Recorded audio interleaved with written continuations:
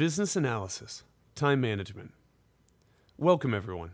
During this presentation, we will talk about a tool that will help you to better manage your time. If we were to talk about time management, we could run a 2 to 3 day course. Unfortunately, we do not have so much time, and so we will have to be selective. We will concentrate on two important theories that can be used in your everyday life immediately to manage your time better. The first theory is called the 80-20 rule. Then we will talk about the Eisenhower box. The theory called 80-20 can be applied to many areas in life. The author of the 80-20 principle is Richard Koch, a successful entrepreneur and investor. He says the following: the 80-20 principle can and should be used by every intelligent person in their daily life. It can help individuals and groups achieve much more with much less effort. It can multiply the profitability of corporations and the effectiveness of any organization. This principle is one of the best ways of dealing with and transcending the pressures of modern life. Now let's discuss what it means in the context of time management.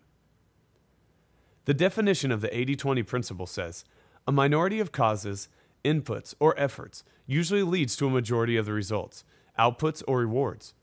80% of what you achieve can be divided into two categories. The majority that have little impact is called the trivial many, and the small minority that have a major impact is called the critical few, according to this theory.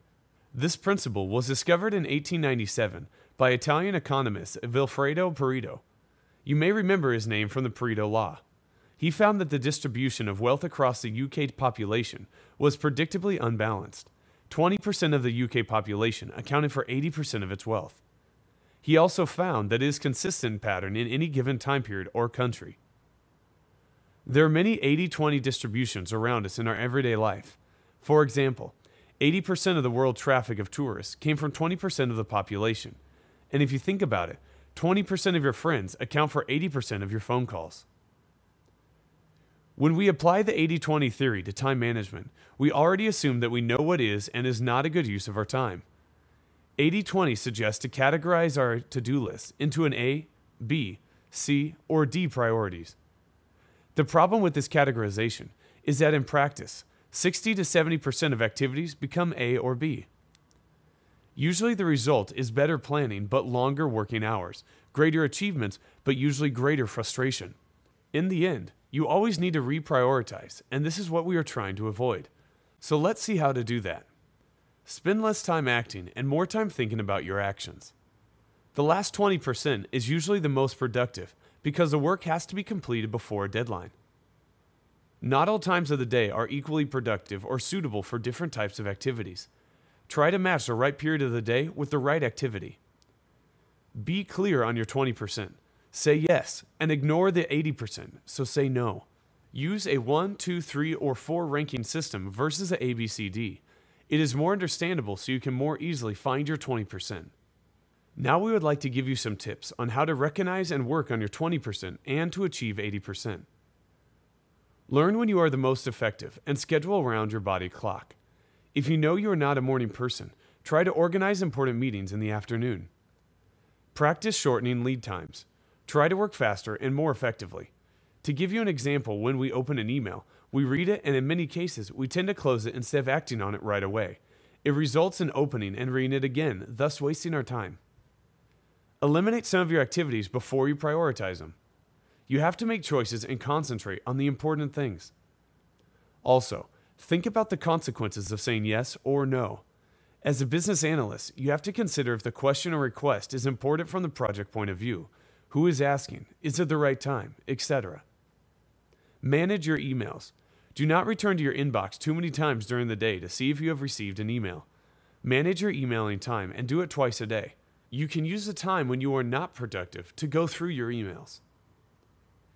Ask 80-20 questions, such as, how can we do it in 20% of the time? How can we shorten this list? Is this smart work or just hard work? Do I need to go to that meeting? How does this fit with my vision and goals? Is this activity necessary at all?